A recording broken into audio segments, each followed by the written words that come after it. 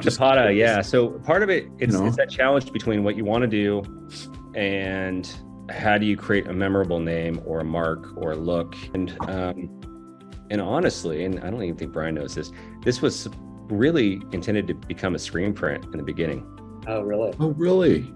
It was going to be a full wrap screen print. And the problem is I'm a little biased towards labels because of my background, and the layering and the depth and the varnishes and the tactile differences are something that, and I'm not bagging on screen printing. I work with all the local providers for that, and they have their place and they do beautiful work. It's just, they just don't, I can use a full bottle, and so I can show a bigger octopus, but I can't show as much texture, and I can't get as much interaction where you want to touch it and feel it and get that illusion of depth that you get from sculpt, emboss and multiple foils and different varnishes on uncoated papers that are already a different texture versus a glassy bottle. So it's one of those things where you have to find that happy medium to where, okay, is this more potent in a smaller space? And that's kind of what happened with this is,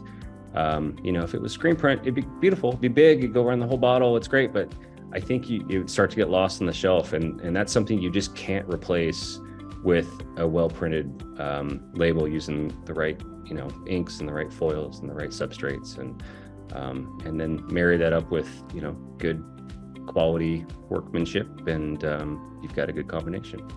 What I was going to ask you is it has such a three-dimensional quality to it. Would you describe that as kind of the secret sauce, so to speak, of having like this layer upon layer effect? That's what I think people are really drawn to, is that layer effect of color. Yeah, that does play in.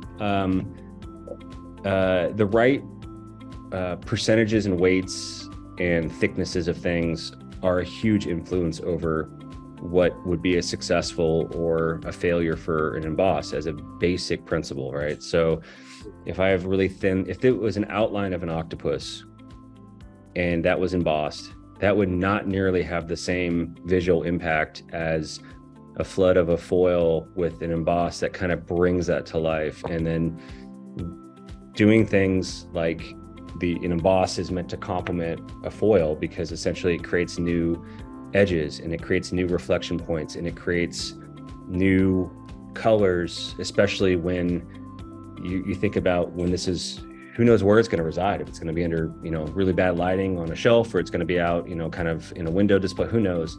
We see, I'm sure, Brian, you see most everything on a flat label, but as soon as it becomes on that curve, it kind of comes to life differently and it creates new interactions. And it's almost like that new shiny lure for fishing, and you get different people's attention at different angles. And I think that creates a sense of, an added sense of depth to the brand that really helps kind of get people to go, hey, what is that? And you don't see the whole thing at once. And that's another piece of this mystery behind the brand, is you get a sliver and then it really forces this interaction to turn the bottle.